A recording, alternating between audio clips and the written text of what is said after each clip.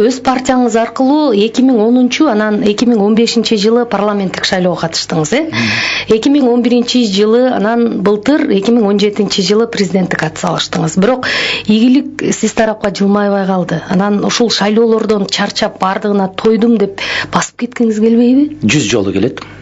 Эмне кармайт анда? 100 жолу келет. Милдет кармайт. Себеп биз биринчи кезекте милдет сөзсүз бийликке барып кызмат кылуу катары. Кайсы жерде кызмат кыласыз? Сиз эмнеге кызмат кылбай атасыз? Айтыңызчы. Мен журналист катары өз кызматымды кылып атам да. Мен журналист катары кайсы жерде кызмат кылайын?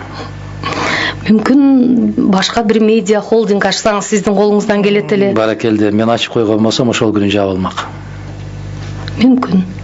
Билесиңер, баарын билесиңер. Айтып атпаймынбы? Куу заманда бүгүн. Мен медиа холдинг ачып, телекомпания ачып иштетүү эмес. Мени эфирге чакырып койгон телекомпаниялар жабылат, билесизби? Кудай сактасын дейли. Эми ошону билип турасыңар да, өзүңөр билип турасыңар да. Титиреп, калтырап турган нерсе эмнеде болуп атат? Эгерде мен өзүмдүн каражанымды баккым келет деген болсом, мени башка мамлекеттер чакырышат.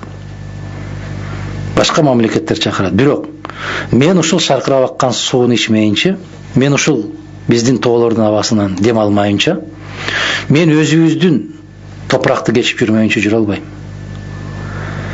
Ошондуктан баягы титиреше, калтыраша, башка болобу рызкыны билесизби? Сиздин сурооңузда мен мондой жооп бергим келет.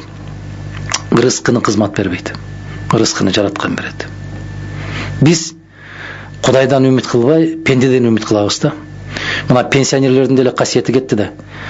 Башта бир ай башта эле айтышып атканда, Атамбаев бар экен пенсиябызды берип атат.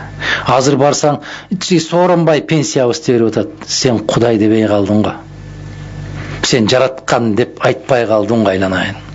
Бул пейил кеткенден кийин коом кандай жазаланат? Сен кимден үмүт кылып атасың?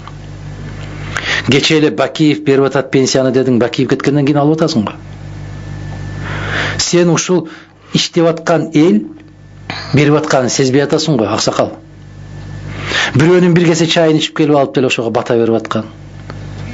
Бул сиздерден бир суроодон улам мындай деп ойлойм да, ошо кызматка барса тирүү калат да, кызматсыз болгон болсо көчөдө калат. Көчөдө калган кишинин оокаты өтпөй калат. Жок, оокаты. Бирок ошондой түшүнгөн саясатчылар көп да, бар да. Ошон үчүн титиреп үйдө отурат деп атпаймынбы, үмүт кылып. Эч бир үн чыккандан коркушуп, сиздер телефон чалып көргүлө. Кече эле кыргыздын тагдырын чечем, кыргыздын жүгүн желкеме артам, мен ошону көтөргөнгө даярмын деген азаматтар бүгүн не деген коркунучтуу окуялар болуп атат? Үн чыгарбайт, үн катпайт.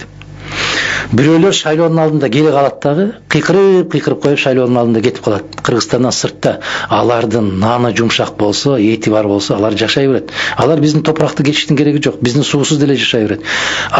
Сиз билесизби? Бөтөн жакка барып жашай аласызбы сиз? Бишкектин өзүндө жашаш чоң маселе болуп атат. Кыргызстанда жашаш чоң.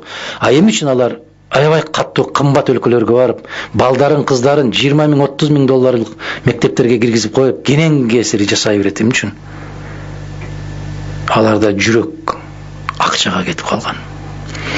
Бүтүндөй биздин ырыскыбыздын бардыгын жулуп биздин терибизди сыйрып, ошонун акча жасап алышкандар. Алар жашай берет. Америкага кетип калып, Англияга кетип, Дубайга кетип, Түркияга кетип калышып жашай берет. Биз сиз экөөбүз жашай албайбыз.